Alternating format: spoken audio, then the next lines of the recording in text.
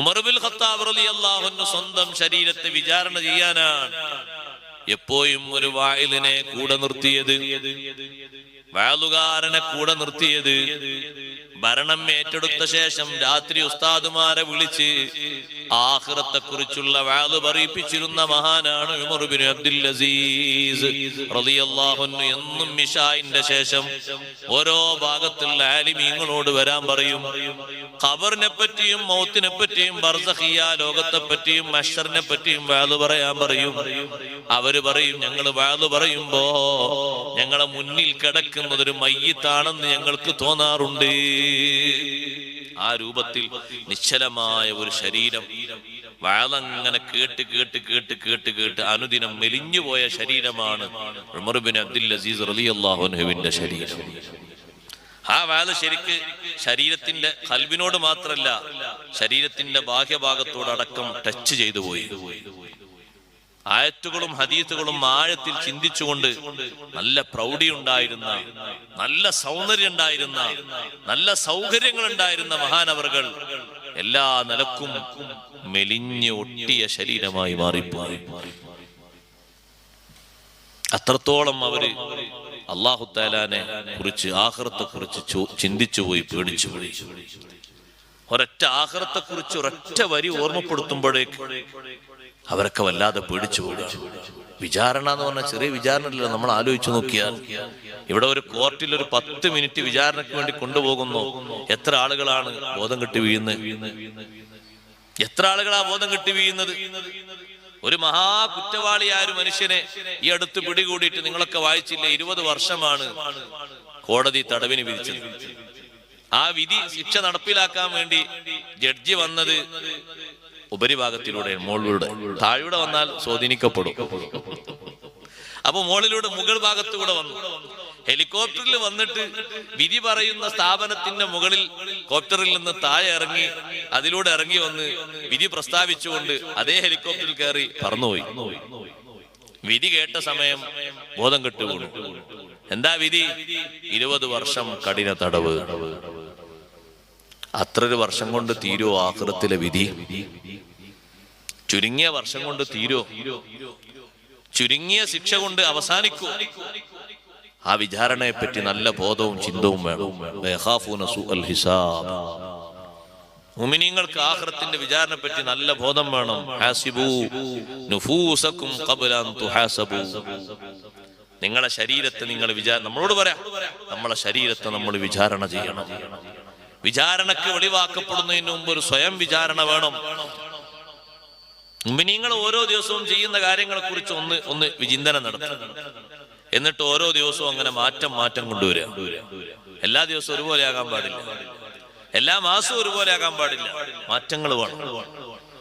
ജമാഅത്തുൽ ഉഖ്റ ഇവിടെ കഴിയാൻ പോവുകയാണ്, റജബ് വരാൻ പോവുകയാണ്. മാറ്റം വേണം, ഒരുങ്ങണം. കുറച്ചുകൂടി കഴിഞ്ഞ് ശഅബാൻ വരാൻ പോവുകയാണ്, ഒരുപോലെ ആകാൻ പാടില്ല. റമളാനു ശരീഫ് വരാൻ പോവുകയാണ്, മാറണം. തീർത്തും നമ്മൾ മാറണം. ആ മാറ്റത്തിന് നമ്മുടെ മനസ്സിൽ, നമ്മുടെ സ്വഭാവത്തിൽ, നമ്മുടെ ശരീരത്തിൽ നമ്മൾ ഏൽപ്പിക്കുന്ന വിചാരണ കൊണ്ട് നമുക്കതിന് സാധിക്കണം. നാലാമത്തെ ലക്ഷണമായി, അടയാളമായി പഠിപ്പിച്ചു, അവര് ദുർവിചാരണയെ പേടിക്കുന്നു. ആഖിറത്തിൽ ഓരോ പേജുകളും പരതിയുള്ള വിചാരണ ആലോചിക്കാൻ കഴിയാത്തൊരു വിചാരണയാണ്.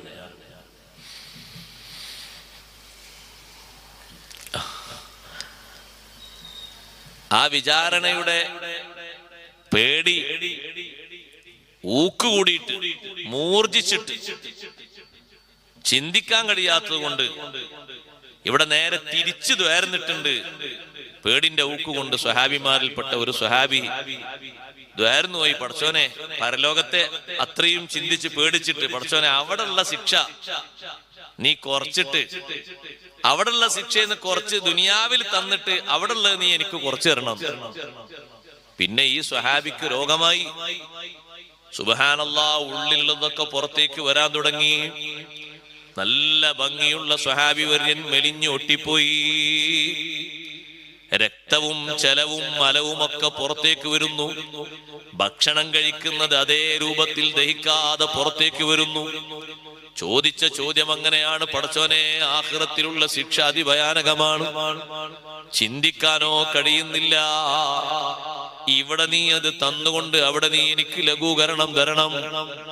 ആ സ്വഹാബിയെ കാണാൻ വേണ്ടി സുബഹി നിസ്കാര ശേഷം അഷ്റഫുൽ ഖൽഖ് റസൂലുള്ളാഹി സ്വല്ലല്ലാഹു അലൈഹി വസല്ലം തങ്ങൾ സ്വഹാബിമാരോടൊപ്പം വീട്ടിലേക്ക് വന്നു.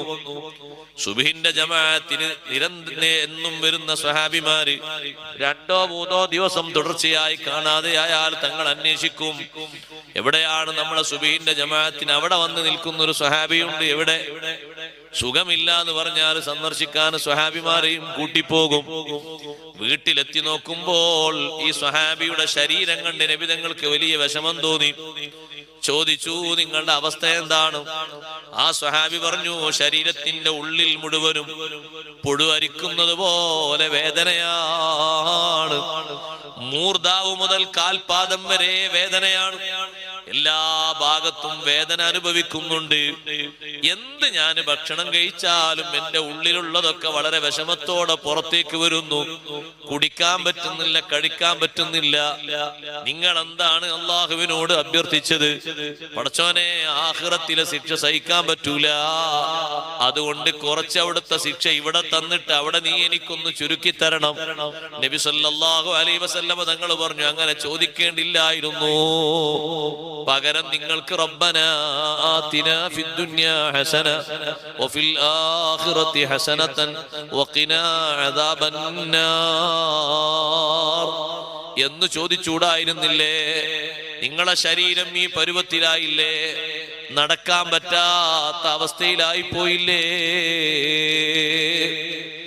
ഖൗഫ് കൊണ്ട് ഖൗഫ് മൂർച്ച കൂടിയിട്ട് അങ്ങനെ സംഭവിച്ചു പോയി. ഒരു നേരം പരലോകത്തെ ചിന്തിച്ചുകൊണ്ട് സുബ്ഹാനല്ലാഹ് ബോധം കെട്ട് വീണുപോയ മഹാന്മാരുണ്ട്. വിചാരണയുടെ കടുപ്പം ആലോചിച്ചുകൊണ്ട് ദുനിയാവിൽ പലതും മാറ്റിവെച്ചവരുണ്ട്. ഞാൻ ആ ലിസ്റ്റ് എണ്ണുന്നില്ല. സ്വഹാബിമാരുടെ സ്വഹാബി വനിതകളുടെ ലിസ്റ്റ് എങ്ങനെയാണ്? ആഖിറത്തിലുള്ള വിചാരണ ആലോചിച്ചുകൊണ്ട് ദുനിയാവിൽ അവരുടെ ജീവിതം അവർ നിയന്ത്രിച്ചു പോയി. അള്ളാഹുവിന്റെ മുന്നിൽ ചോദ്യം വന്നാലോ ഞാൻ കുടുങ്ങിപ്പോകൂലേ എന്നവർ ചിന്തിച്ചു പോയി. ആ നിലക്ക് പരലോകത്തെ കുറിച്ചുള്ള ഒരു ബോധവും ഒരു പേടിയും എല്ലാ കർമ്മങ്ങളും ചെയ്യുന്നുണ്ടെങ്കിലും മുഅ്മിനീങ്ങളുടെ സവിശേഷതയുള്ള ഒരു അടയാളമാണ്. റബ്ബ് സുബ്ഹാനഹു വ തആല പറയുന്നു, വല്ലദീന സ്വബറു ഇബ്തിഗാഅ വജ്ഹി റബ്ബിഹിം. അഞ്ചാമത്തത്, അള്ളാഹുവിന്റെ മാർഗം ഉദ്ദേശിച്ചുകൊണ്ട് ക്ഷമ പാലിക്കുന്നവർ, അള്ളാഹുവിന്റെ പൊരുത്തം പ്രതീക്ഷിച്ചുകൊണ്ട് ക്ഷമ പാലിക്കുന്നവർ. ക്ഷമിക്കാനുള്ള കഴിവ് നല്ലോണം നമ്മൾ ആർജിക്കണം. ദുനിയാവിൽ വിവിധ രൂപങ്ങളിൽ ക്ഷമ പാലിക്കേണ്ടതുണ്ട്. ക്ഷമിക്കുന്നത് അള്ളാഹുവിന്റെ മാർഗം പ്രതീക്ഷിച്ചല്ലാതെയും ക്ഷമ വരും. ഇമാം റാസി റളിയല്ലാഹു അൻഹു പറയുന്നു, ക്ഷമിക്കാൻ പല രൂപത്തിൽ മനുഷ്യൻ മുന്നിടാറുണ്ട്. ചിലപ്പോൾ എന്തൊരു ക്ഷമയാണ് അയാൾക്ക് എന്ന് മറ്റുള്ളവർ പറയാനും വേണ്ടി ക്ഷമ വരും. നല്ല ക്ഷമയുള്ള ആളാണ്, നല്ല ഇത്ര മാത്രം ക്ഷമിക്കാൻ ഈ നാട്ടിലാർക്കും കഴിയൂല എന്ന് മറ്റുള്ളവർ പറയാൻ വേണ്ടിയും ആളുകൾ ക്ഷമ സ്വീകരിക്കും. അല്ലെങ്കിലോ എനിക്ക് ദുഃഖം വന്നിട്ട് മറ്റുള്ളവർക്കിടയിൽ ഒരു പോരായ്മ വരരുത് എന്ന നിലക്കും ആളുകൾ ക്ഷമിക്കും. മറ്റുള്ള ആളുകളുടെ ഇടയിൽ ഇത്ര സങ്കടം എന്തിനാണ് ആ ചങ്ങാതിക്ക് എന്ന് ആളുകൾ ആക്ഷേപിക്കപ്പെടാതിരിക്കാൻ സ്വബറ് പാലിക്കും. അതല്ലെങ്കിൽ മറ്റുള്ള ആളുകൾ കണ്ടിട്ട് സന്തോഷം വരാതിരിക്കാൻ വേണ്ടിയിട്ട് ഒരു ക്ഷമ പാലിക്കലുണ്ട്. ഇനി ദുഃഖിച്ചിട്ട് കാര്യമില്ല, സങ്കടപ്പെട്ടിട്ട് കാര്യമില്ല എന്ന നിലക്കും ക്ഷമ വരാറുണ്ട്. ആ നിലക്കുള്ള ക്ഷമക്കൊന്നും യാതൊരു സ്ഥാനവുമില്ല. അതേ സമയത്ത് റബ്ബ് സുബ്ഹാനഹു വ തആല ഓരോരുത്തർക്കും ഓരോ വിഷയങ്ങൾ നിശ്ചയിച്ചിട്ടുണ്ട്. ആ നിശ്ചയിച്ചതിന്റെ പരിധിയിൽ നിന്നുകൊണ്ട് ക്ഷമിക്കാൻ കഴിയണം. 3 തരത്തിലുള്ള ക്ഷമ കാര്യമായിട്ട് മഹാന്മാർ എണ്ണി പറയുന്നുണ്ട്. അതിലൊന്ന് അസ്സബ്റു അലാ ഫിഇലിൽ ഇബാദാത്ത്, ആരാധനകൾ നിർവഹിക്കാനുള്ള ക്ഷമയാണ്. നല്ലോണം വേണം. ആരാധന നിർവഹിക്കാനുള്ള ക്ഷമ നല്ലോണം വേണം. സുബൈക്ക് അവനാന്റെ പുരേന്ന് സുബൈക്ക് എണീറ്റ് വാഹനം ഉണ്ടാകട്ടെ ഇല്ലാതിരിക്കട്ടെ ജമാഅത്തിന് കൃത്യമായിട്ട് പള്ളിയിലെത്താൻ നല്ല സ്വബറ് വേണം. ഉറക്കം മാറ്റിയിട്ട് തഹജ്ജുദ് നിസ്കരിക്കണം, നല്ല സ്വബർ വേണം. അത് ചെറിയ ഒരു സംഗതിയൊന്നുമല്ല, അത് പതിവാക്കാൻ. ഉസ്താദ് റമദാനിൽ നമ്മളൊക്കെ നിസ്കരിക്കലുണ്ട്. റമദാനിൽ നിസ്കരിക്കാൻ വേണ്ടിയല്ലേ എഴുന്നേൽക്കുന്നത്, കൂട്ടത്തിൽ നിസ്കാരം അടിക്കുകയാണ്. റമദാനിൽ കാര്യമായിട്ട് എഴുന്നേൽക്കുന്ന അത്താഴത്തിനാണ്. അപ്പൊ കൂട്ടത്തിൽ നടക്കട്ടെ, നിസ്കാരം കൂടി. കൂലി കിട്ടില്ല എന്ന് ഞാൻ പറയുന്നില്ല, പക്ഷെ അത് റമദാൻ കഴിഞ്ഞിട്ട് പിറ്റേന്ന് പെരുന്നാളോടുകൂടി സ്റ്റോപ്പാണ് ഉണ്ടായി പോകുന്നത്. നാളെ പെരുന്നാളാണ്, ഇന്ന് അവസാനിച്ചു. അത് അന്നെന്തേ, അന്ന് രാത്രി എണീറ്റില്ല, എണീറ്റു. അന്ന് ഭക്ഷണമൊന്നും കഴിക്കാനില്ല എന്ന് പറഞ്ഞു, ശരീരം തന്നെ പറഞ്ഞു ഇന്ന് ഫുള്ള് ഭക്ഷണല്ലേ, നോമ്പ് ഹറാമല്ലേ, എന്തിനേൽക്കുക. അപ്പൊ നിസ്കരിക്കാനും ദ്വാരക്കാനൊക്കെ ഉണ്ട് എന്ന് വേറൊരു ഭാഗത്തൂടെ ഇങ്ങനെ മന്ത്രം വന്നപ്പോ അതിന് എത്ര സമയമുണ്ട്? ഒരു 10-20 മിനിറ്റ് പോരെ. കിടന്നോളൂ. കിടന്നു, വാങ്കൊടുക്കുമ്പോ എഴുന്നേറ്റു. അന്നത്തെ ദിവസം തന്നെ തീർത്തു, നിർത്തലാക്കി. നല്ല സ്വബറുണ്ടെങ്കിൽ അങ്ങനെയല്ല വരിക. ഒരൊറ്റ ദിവസവും അത് മുടങ്ങിപ്പോകൂല. ഏതെങ്കിലും ദിവസം അത് മുടങ്ങിപ്പോയാൽ അതിന്റെ പശ്ചാത്താപം കൊണ്ട് പിന്നെ മുടങ്ങാതിരിക്കാനുള്ള വലിയ തീരുമാനം ആ മനുഷ്യന്റെ വക്കൽ നിന്നുണ്ടാകും. ഒരിക്കൽ അങ്ങനെ സംഭവിച്ചു, ഇനി അങ്ങനെ ഉണ്ടായി പോകാൻ പാടില്ല എന്നുള്ള നിശ്ചയദാർഢ്യമുണ്ടാകും. അങ്ങനെ വല്ലപ്പോഴും സംഭവിച്ചാൽ അതിന്റെ കാരണങ്ങൾ അന്വേഷിക്കും. എന്റെ സ്വഭാവ ദൂഷ്യം കൊണ്ടാണോ അങ്ങനെ വന്നത്, എന്നാൽ ഞാൻ തിരുത്തണം, ഇന്ന് തന്നെ തിരുത്തണം, നാളത്തേക്ക് ബാക്കി വെക്കരുത് എന്ന് ചിന്തിക്കും. ആരാധനകൾ നിർവഹിക്കാനുള്ള ക്ഷമ നിങ്ങൾ കണ്ടിട്ടുണ്ടോ? മുൻഗാമികൾ എത്രമാത്രം ക്ഷമിച്ചിട്ടുണ്ട്. ജോലിയെടുക്കുന്ന സമയത്ത് ജോലിയൊക്കെ തീരട്ടെ നിസ്കരിക്കാൻ എന്നാണല്ലോ നമ്മൾ പലരും കണക്ക് കൂട്ടാറുള്ളത്. ഉമ്മമാരെ എല്ലാ ക്ലീനിങ്ങും എല്ലാ പണിയും കഴിഞ്ഞിട്ട് നിസ്കരിക്കാമെന്നുള്ള കണക്ക് അതൊരു സ്വബറല്ല, അത് സ്വബർ ഇല്ലാത്തതിന്റെ ലക്ഷണമാണ്.